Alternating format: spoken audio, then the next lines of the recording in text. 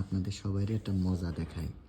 রিনা আপা কিন্তু জানে না চুরি করে ভিডিও করতেছি শুটিং এসে। রিনা আপা, হ্যাঁ, আপনি আসছেন শুটিং করতে, এসে আপনি যে ব্যাগ সেলাই করতেছেন, মানে ঘটনা কি?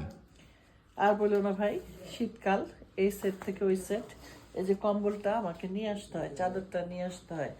তো ব্যাগের যে কোনার চেনটা এখন এটা ছিঁড়ে গেছে খুলতে, যে এখন যদি আমি এটা না সেলাই করি, যখন চেনটা আমি টান দিব, তাহলে কি হবে? আমার চেনটা বের হয়ে চলে যাবে।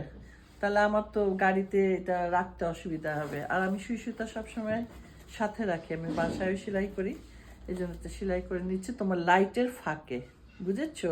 রোমেল ইস্তিয়াক। ধন্যবাদ আপু। আমি মনে করেছিলাম আপনি আমাকে ফাঁসাচ্ছেন, এখন দেখছি না, আমি আপনার কথার জালে ফেসে গেলাম। তাই না? ও, তুমি চুরি করে দেখতেছিলে না? জি আপা, সরি আপা, সরি।